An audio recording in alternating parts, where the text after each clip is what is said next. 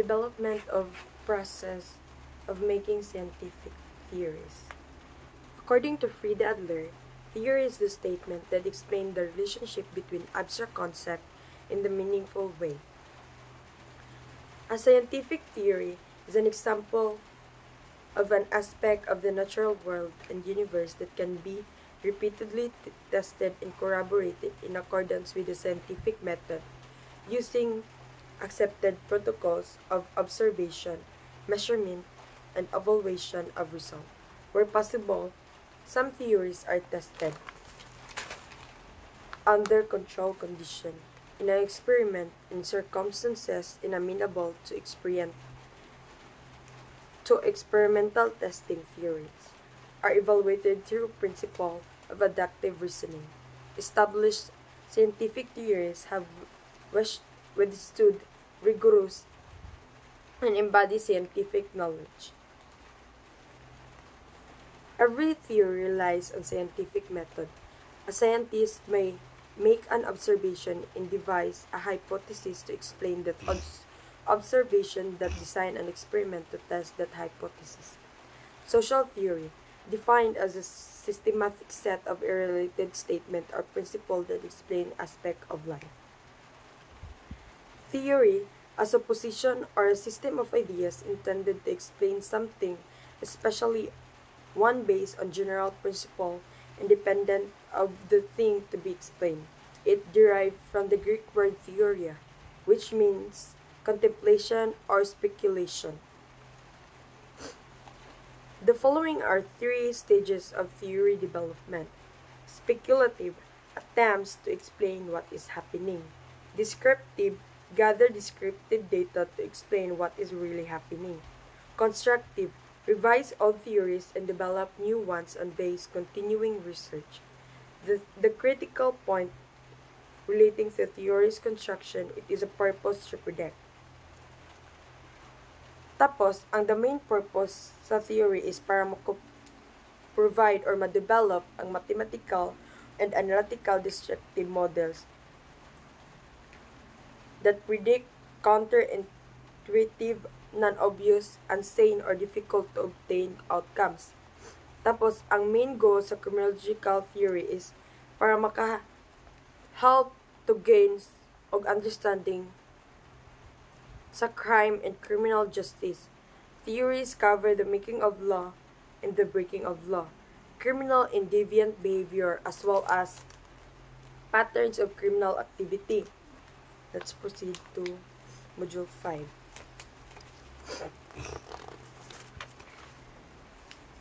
Different school of thoughts in criminology. School of thought in criminology. Classical school. The classical school developed during the Enlightenment in response to excessive and cruel punishment to crime. Cesar Beccaria argued for one humanitarian forms of punishment and against physical punishment and death penalty. He believed that punishment should fit the crime and not be excessive. According to Cesar Beccaria, na siya own perspective nga it should be he stated that he believed nga ang punishment should always fit the crime and dili siya dapat excessive. The primary premise of the classical school was fundamental equality of people, which meant that every person should be treated equally under the law, and it should not be excessive. Criminal behavior would be subjected to similar punishment, and people had to know that what categories of conduct were punishable. Punishable would only be that encroach of someone else's freedom in violation of social contract. No longer would status be a factor to receiving favorite treatment or more favorable punishment. Central of the classical school was the presence of free will. All people act with a reason. Conduct results from the conscious operation of a person will after reflection and choosing among alternative of action. People know the difference between right and wrong, and that's the free will. Awareness of right and wrong combined with the crimes as choice played into how the classical school thought of punishment because crime are chosen through free will. They should be punished and proportionally to the crime. This is the most effective deterrent to crime. Now let's proceed to neoclassical school. The new classical school merged in the large part to remedy some of the problem created by the classical school.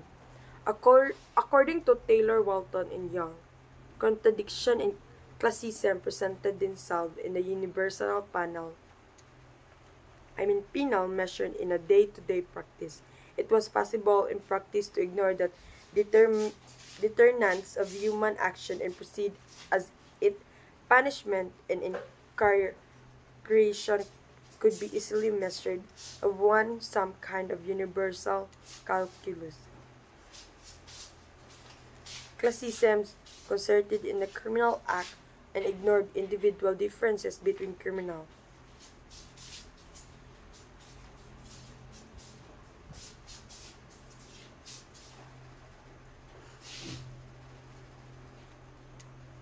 Classism concentrated on the criminal act and ignored individual differences between criminals. Neoclassicism still held that free will is important, but it can be constrained by physical and environmental factors. Neo factors thus neoclassicists introduce revision to account for problems presented in the classism, allowing for mitigating circumstances by looking at the situation, physical and social environment in which the individual had been placed. Some allowance was given for an offender's past record. A court needs to take into account an offender criminal history and life circumstances when making a decision about someone's sentence. Thus, it would be seen that main contribution of the neoclassical school of criminology lies in the fact that theory classical school suggested that individual might commit criminal act due to certain justifying circumstances such as taken under consideration while discharging the criminal liability. Therefore, along the criminal act, the other factors such as personality of the criminal, the motives, previous and history general, and etc. Positivist school. The positivist school opposed the classical school understanding of crime. All people are different and thus in their understanding of right and wrong. This needs to be barometer for punishment. The person and not the crime should be punished. Positivists saw its role of systematic elimination of free will, metaphysics in the classical school. It is replaced by science of society, taking for itself the task or eradication of crime.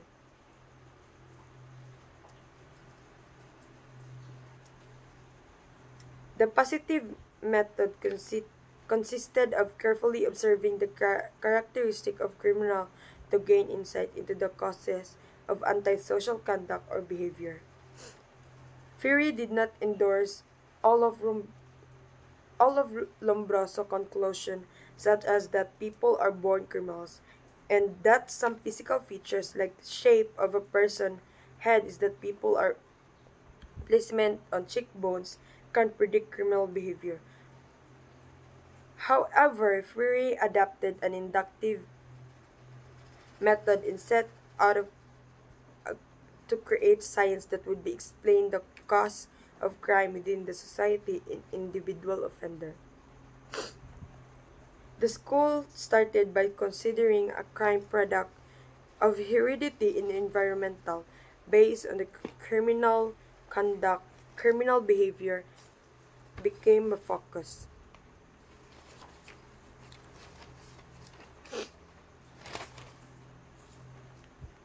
School of thought.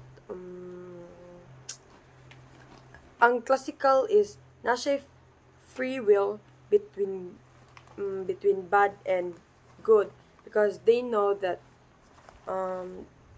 what is right and wrong. And then, ang neoclassical is walay free will. And, and a child who have lunatics, exempted siya sa punishment kay wala sila free will. Dili sila makahuna-huna kung unsa ang tama o unsa ang sayop. Ang positivist is gina retribution more on revenge because let the punishment fit the crime.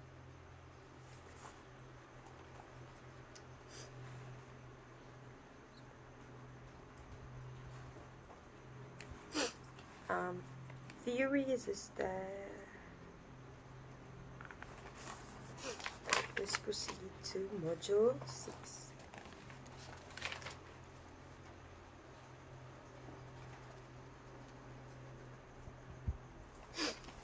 Classical school pioneered by Cesare Beccaria, an Italian jurist, and Jeremy Bentham, a British philosopher.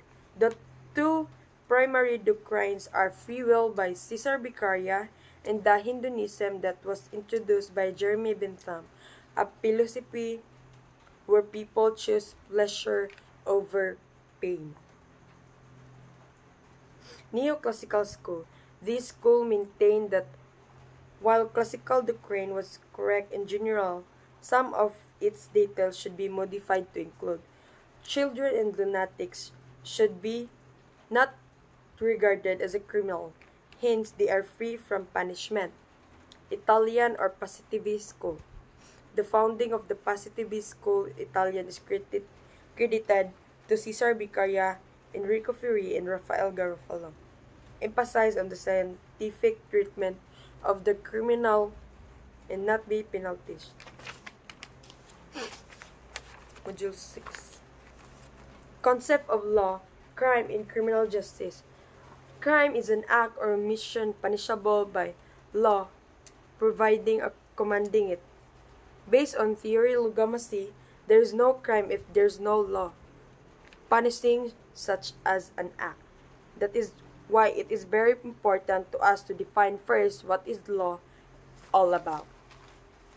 Law is defined as the rule of conduct, just made by obligatory by legitimate authority for the general welfare and benefit of all people. Concept of criminal justice. Criminal justice is providing justice to criminal. It is focused on rehabilitation of the criminal, providing moral support of the victims and prevention of other crimes.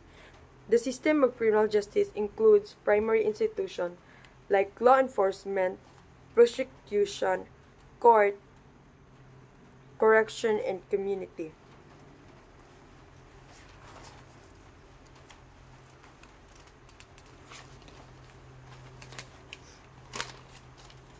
Module 7.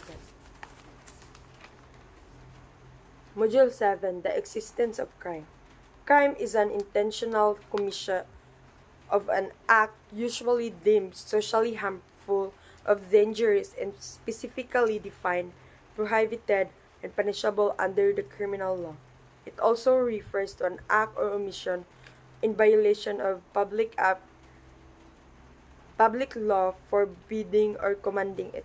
Crime may be offense when it punishable by special law.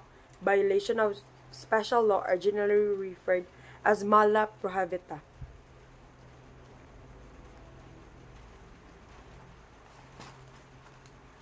Felony. When it punishable by revised penal code. Violation of revised penal code are referred as mala inse, which means that the act is inherently evil or bad or per se wrongful. Misdemeanor, when it violated an ordinance. Approaches in the study of the existence of crime. Biological, it is believed that criminal behavior is inherited or identified through physical characteristic of criminal. Psychiatric, it is believed that crime is caused by mental disease and mental disorder. Nakakommit siya crime due to his mental disease or ang iyang mental disorder. Psychological, it is believed that crime is caused by behavioral disorder. Sociological, it is believed that crime is a result of social factors. Criminality result by failure to properly socialize individuals and by unequal opportunities between groups. Geographical, it is believed that location of a person trigger criminal behavior. Demographical, it is believed that population composition has a relationship in the existence of criminality. Economic, explained about the relationship of criminality based on the distribution of wealth and resource of community. Victimology, the study of the role of victim in the crime, explain how people are being victimized. Ang biological is heredity, genes. Dayon ang sociological, people commit crime due to poverty. Ang psychological, study of mental and behavioral disorder.